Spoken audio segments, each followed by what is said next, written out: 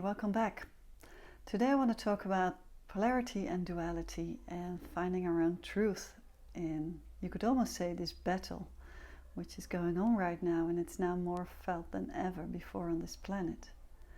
And with polarity, I mean that we live on a planet where we always feel into black and white, dark and light, good and bad, evil and heaven. All the contrast is always there, and it simply is because if we don't have this contrast, if we don't know, no, let me phrase it differently, we cannot perceive light if we don't know what darkness is. So we really need these two poles in order to see our reality and perceive our reality. So that also means that for our inner journey and for what we perceive in life, we have good times which feel light and exciting and joyful. But we can only have that, we only know what joy feels like if we know what pain feels like. Otherwise you cannot really grasp what joy is, because if we would always be in a state of joy, always ever, since we are born, and never perceive or experience anything else in a lower frequency than joy, then we simply don't know that that is joy. That's then just a normal reality which is always the same. But that's not how it works on this planet, on this earth. So polarity shows up in duality. And that means that we often are doing opposing things within ourselves as towards other people or groups of people, and it really shows up in big fights like wars and trying to conquer countries and trying to win little fights, even between smaller groups of people. We always have kind of this big contrast between what we experience in life. And nowadays, in this huge, intense times of COVID-19, it's so vivid that we are living in this world of duality, and it really is now a battle of who's right and who's wrong. What are the facts? What's the data? What is the right data? What's the wrong data? And we literally battle on information these days in this form of duality, and it's very explicit and very in your face these days. And that even raises the question of what is truth then? What is a true fact and what's a fact that's not true? And what is a fact based upon? I mean, what is the findings, what we say that this fact is true and the other fact is not true? What do we use to find our truth in this? And you could say in general, you could say that the person who is telling something often defines whether you find that what that person is telling you, whether it's true or false. And that trust in that person or distrust in that person really depends on how you are, what your attitude in life is in general towards information and trusting people. So let me give an example. I mean, if you have been living just your life and it has always been good, and you trusted in your government, and you trusted in the newspaper you read, and you find trust in the education you had followed, and so it makes a lot of sense, if that was your normal surrounding, your normal bubble you live in, that whatever is told now by the same newspaper and the same government feels as true. So that for you is a true line of reasoning, and there's not really a reason to question something. If you have been open a bit more, and often we have questions like, does this make sense? Is this really true? Or is there another perspective? Or you have perceived other messages and you were able to open to a message that had a complete different version of the same message that your newspaper gave you, then you will find that for some people it's almost impossible to open up to this new perspective, to this new idea that it could be a possible truth. And what you then do is you find like this confirmation bias pattern, that you try to find evidence that that message is not true. And you can even just find evidence by just ignoring the message and just not just ignoring it, but just resisting the message and say, no, that's not true, that's false. That is not within my line of thinking, and I don't want to believe it, so I'm not even going to try to find out. Or you are open to it, and then you're going to explore, and then you kind of have to, almost open up to a world of information, because if you open up to one possibility, then you might think like, well, that means that like everything can be false or everything can be true.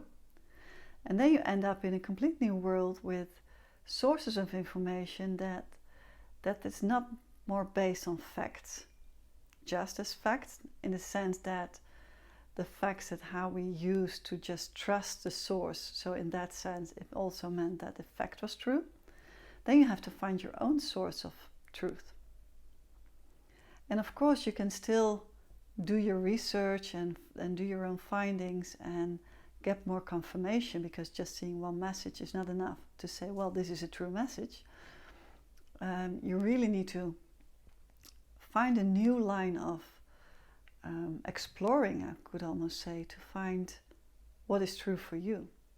And this is a very personal journey and a very personal matter if you want to step into this arena of opening up to multiple perspectives, because that is what you're doing then.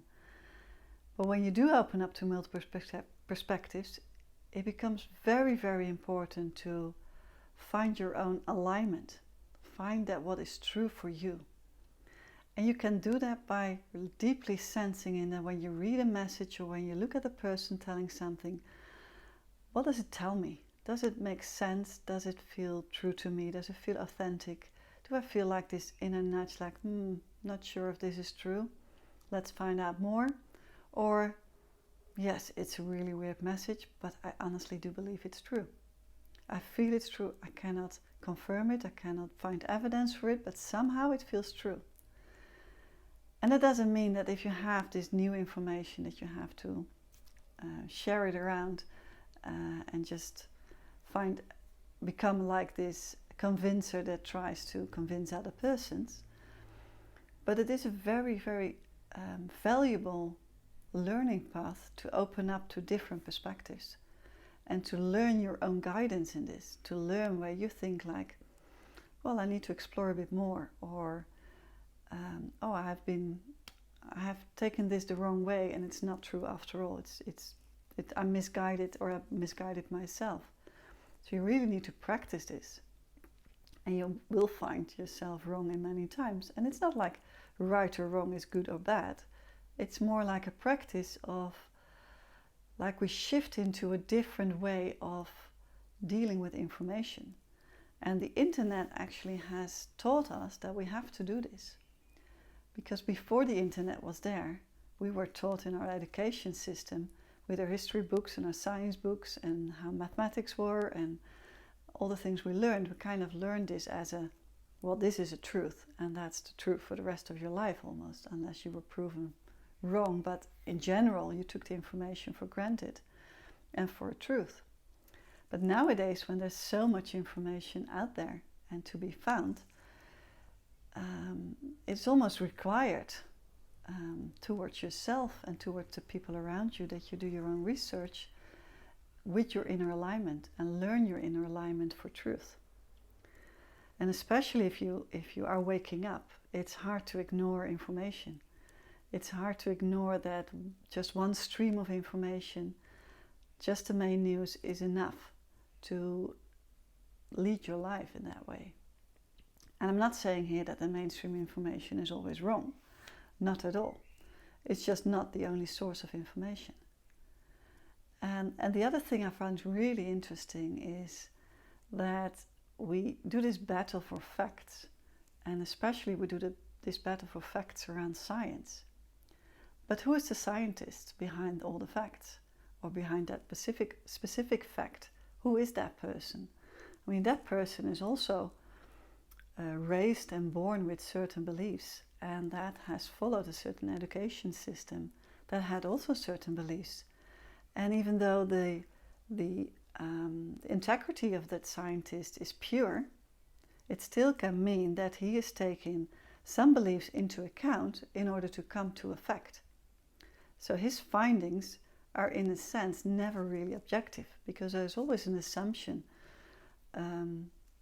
added to the fact or the interpretation of the facts that makes it come to a conclusion. But because we are grown up, and we have been grown up with a strong belief that science tells the truth, and non-scientists can't even tell something, they're not even allowed to say something, that we tend to believe blindly into scientists for their truth always. And what I find really interesting these days, we have the scientists that are allowed to talk next to our governments, or in the name of our governments, they're allowed to speak. And they tend to be believed blindly almost by a big group of followers who always believe what the government tells them to do, who always believed what the newspaper tells them, so they also believe the scientist. And then there are many other scientists who have the same background, similar education system, follow the same methods, and they're telling a different story, and suddenly they are seen as opposing information, and actually seen, well, they call it conspiracy, or whatever name you put to it. But it's a lot harder for the mainstream to believe another perspective, and that really has to do with the underlying fear that's within your system. Because finding out that the person who you always thought that he would tell the truth suddenly is not telling the whole truth, and not on purpose by definition, not because that person has a bad intent or an evil intent, just simply because that person in your government is also following a line of thinking and a belief system. But finding out that the world might look a little bit different than we've always believed to be true is scary in the beginning. It really is scary, and you will feel a lot of resistance within yourself, opening up to the fact that someone you really admired and followed for many years, or just felt like, well, of course this must be true. Why would they do it differently? That revelation is sometimes, no, it's always actually in the beginning very painful. And at the same time, if you open yourself up to it, it feels so freeing that you have a choice, that you have your own sovereignty to choose what feels right for you, and to choose what your path is, and to choose how you do your research, and to feel into all these different messages. And don't stop with another message which is in contrast of the first one, but really explore all the different options and feel into what is true and what is not true. And then you come up with a mixture of what feels true for you in that moment. And it still is just a moment. It's always a moment in time where you feel like, okay, this feels true to me. But then I open myself up again to new information. And then, this could be true as well. And so you learn how to play with it. And the best tool there is just an open curiosity, an openness to other perspectives, an openness to not feeling attacked if something feels off to you. And that's a challenging one as well, because if many people believe another perspective than you do, then you kind of feel, first of all, a bit lonely in being with a small group who doesn't believe what the rest believes. And secondly, you can feel that you are kind of attacked when someone asks you, well, prove it, what you are selling. Prove that you are right, because what you're saying cannot be true, because it's not shared by our believed system. It's not shared by our chosen government, so it cannot be true. And then we end up again, like I started, in this battle of duality, which will always be there. I mean, we will always live on this planet in a duality because of this polarity, which is just in our physics, in the physics of the planet. But being the observer, stepping into the role of the observing and looking at all perspectives, makes you being able and feeling very free to, I would almost say, play with these perspectives and just feel into the different options, and that liberation makes you literally feel free, and then you can let go of the fear underneath it, and then you can just become more like, not indifferent, more on the contrary, more like compassionate to all the different perspectives. And then it's a lot easier to approach a person who has a different perspective from yours, who has a different truth from yours, to see like, well, I can see how you can see this truth, and then you can perhaps start a conversation in a more gentle way, in a more open way. And that is still absolutely challenging. Even for me, it's still absolutely challenging, although I've practiced for many years with it. Because you simply, first you might feel lonely, depending a little bit of the character structure you have. But you might feel lonely, or you feel attacked, or you feel alone in your message, and you feel not seen for who you are. But still, it is the way we go forward towards our new paradigm, to learn how to deal with different perspectives. Because if we open up to all the perspectives, and especially if we look towards the new business paradigm, if we open up to all possibilities, then we can move so fast. Then we can come to solutions and options and probable new ideas that goes a lot faster if you take all the options into consideration. But that's another whole other topic. So letting go of this fear of just following one stream of information, and just feel for yourself what it is that makes you think that a fact is true or not, and what you feel about what a fact is and what a fact is not, or how you can open up to more versions of facts and evidence, and more versions of the perspective of what's going on right now, helps a great deal in the awakening process and moving towards a more open mind. And always stay critical. Critical is like really be very concise and precise is what you feel is right. Otherwise you step in this role of this blinded activist, and that creates a lot of opposition. It creates like a fight again, then you open up to battle. And that's not really working right now. That's not really helping each other at all. So see if you can play with this, with more multiple perspectives. Okay, see you in the next one.